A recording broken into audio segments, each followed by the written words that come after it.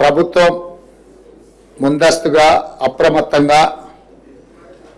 జాగ్రత్తగా వ్యవహరించినా కూడా ఈ జిల్లా ప్రాంతంలో ప్రాణ నష్టం, ఆస్తి నష్టం, ప్రభుత్వ ఆస్తులు దెబ్బతినడం ఇవన్నీ కూడా జరగడం బాధాకరం. అందుకే సచివాలయం నుంచి, కమాండ్ కంట్రోల్ రూమ్ నుంచి ప్రత్యక్షంగా అధికారులు, మంత్రులు, నేను పర్యవేక్షిస్తూ అన్ని రకాల సహాయక చర్యలు చేపట్టి రాష్ట్రంకు వచ్చిన విపత్తు నుంచి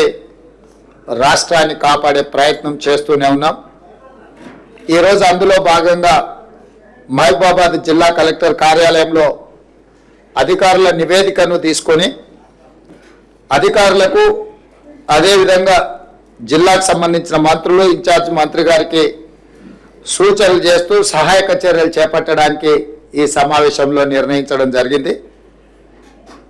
ఈ జిల్లా పరిధిలో 4 మృతి చెంది, 2 ఈ జిల్లాకు సంబంధించిన వాళ్ళు, 2 పక్క జిల్లాకు సంబంధించిన వాళ్ళు, 4 చనిపోవడం బాధాకరం. అదేవిధంగా రోడ్లు కూడా డ్యామేజ్ అయినాయి, 8 రోడ్లు, అదేవిధంగా ట్యాంకులు, అదేవిధంగా పంచాయతీరాజ్కు సంబంధించిన రోడ్లు, నేషనల్ హైవేస్కు సంబంధించిన రోడ్లు, అదేవిధంగా క్రాప్ డ్యామేజ్ దాదాపుగా పంటల నష్టం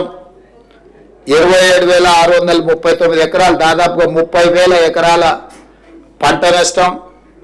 అదేవిధంగా పశు సంపద, పశువులు కావచ్చు, బర్రెలు కావచ్చు, మేకలు కావచ్చు, గొర్రెలు కావచ్చు, ఇవన్నీ కూడా దాదాపుగా 215 చనిపోవడం, అదేవిధంగా 45 ట్యాంకులు తెగిపోవడం, అదేవిధంగా పక్కా ఇండ్లు ఒక 3 పాక్షికంగా డ్యామేజ్ అవ్వడం, ఒక 15 ఇండ్లు కచ్చా హౌస్లో ఒక 15 ఫుల్గా డ్యామేజ్ అవ్వడం, 96 ఇండ్లు పాక్షికంగా డ్యామేజ్ అవ్వడం, అదేవిధంగా పవర్ విద్యుత్తు 106 గ్రామాలలో విద్యుత్తు అంతరాయం జరగడం, అదేవిధంగా మహబూబాబాద్ మున్సిపాలిటీలో దాదాపుగా వివిధ ప్రాంతాలలో రోడ్లు 11-12 కోట్ల రూపాయలకు సంబంధించిన అంచనాలు ప్రాథమికంగా అందుతూనే మున్సిపాలిటీలో కూడా రోడ్లు డ్యామేజ్ అవ్వడం, వీటన్నిటినీ ప్రభుత్వం పర్యవేక్షిస్తూ రిలీఫ్ సెంటర్స్ని 7 ప్రారంభించి దాదాపుగా 680 మందికి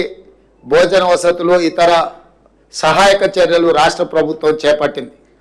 సీతారామ తండా అర్ధరాత్రి 3 గంటలకు వచ్చిన వరద ఉధృతితోని తండలో ఉన్న వాళ్ళని అందరిని కూడా అత్యధికంగా వర్షం వచ్చి అక్కడ కల్వర్టు రోడ్డు కొట్టుకుపోయి అక్కడ కారులో 2 చనిపోయి ఆ తండా ప్రజలందరూ బిక్కుబిక్కు అంటుంటే ఎస్ఐ గారు అక్కడికి వెళ్ళి సహాయాన్ని అందించి వాళ్ళందరినీ కూడా కాపాడి ఆ తండాకు అండగా నిలబడ్డందుకు ఆ ఎస్ఐ గారిని కూడా, నగేష్ అనే ఎస్ఐ సహాయక చర్యలలో ధైర్యంగా వాళ్ళకు అండగా నిలబడ్డందుకు రాష్ట్ర ప్రభుత్వం నగేష్ ఎస్ఐని కూడా అభినందిస్తుంది. ముఖ్యంగా రెవెన్యూ సిబ్బంది, పోలీస్ సిబ్బంది నిరంతరం అహర్నిశలు పనిచేయడము, అప్రమత్తంగా ఉండడము, ప్రజలకు సహాయక చర్యలు చేపట్టడం వల్ల ఈ జిల్లాలో పరిస్థితులు అదుపులోకి వచ్చినాయి.